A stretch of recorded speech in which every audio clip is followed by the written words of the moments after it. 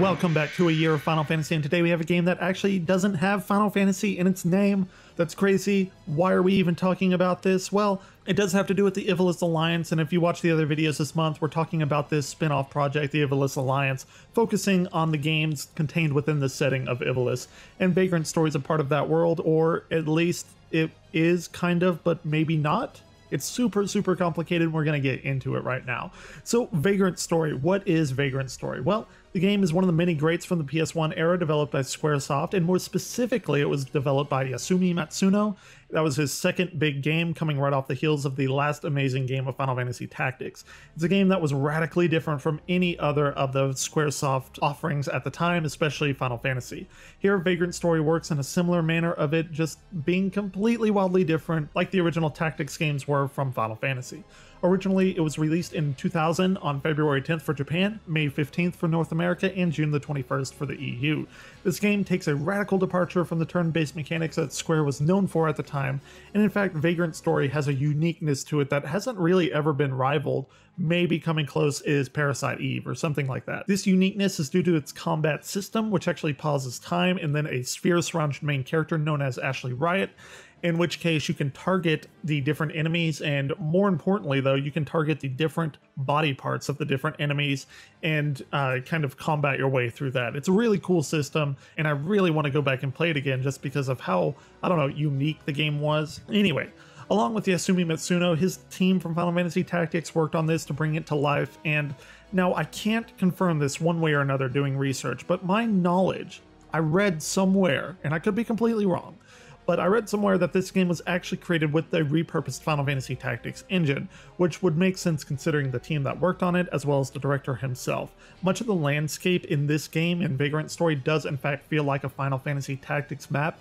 albeit it's much smaller since combat and exploration, in the scope of which between the player and the enemies, are played out in rooms rather than on fields as in Final Fantasy Tactics. So if anyone can give me any confirmation on that, that would be awesome, because I looked everywhere and could not find it, but I'm fairly sure that's the case. The game is universally praised as one of Squaresoft's highest ranking games, especially during its release.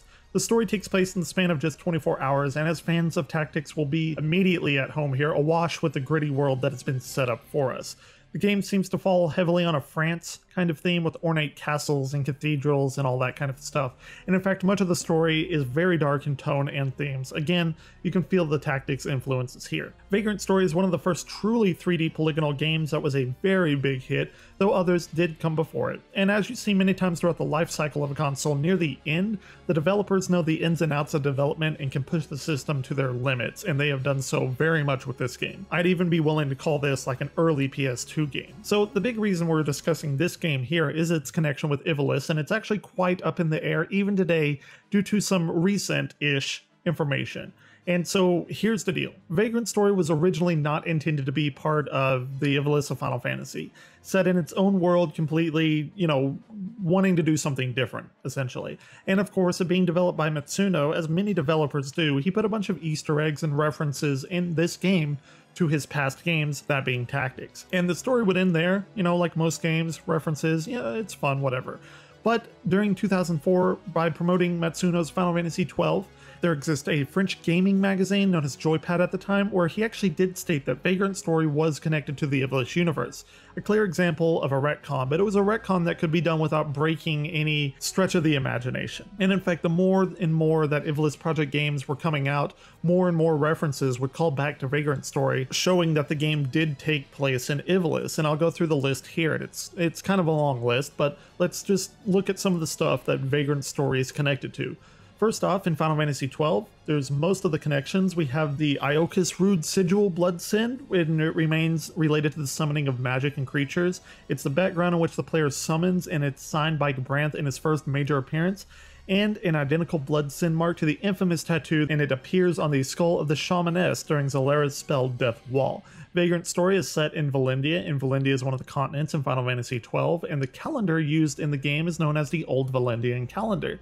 Leomond entities from Vagrant Story appear in Final Fantasy XII in the Nabiris Deadlands in the continent of Valendia. One of the clans in Final Fantasy XII is the Risk Breaker. Ashley Riot is a member of the Risk Breakers in Vagrant Story. Several of the bestiary entities in Final Fantasy XII had quotes by a naturalist named Merlos, and this is Kalla's family name from Vagrant Story. Kiltia is mentioned as a sect in Vagrant Story, and in Final Fantasy XII there's a religion of light called the Kiltia. Some creatures are named after accessories found in the game, the list being the Marduk, a nose ring that's said to have been owned by Marduk, the Storm Deity, a name allusion for the Mardu Intite. Vagrant Story, we have the Salamander ring imbued with the essence of the Salamander Fire Spirit, allusion for the Salamander Intite.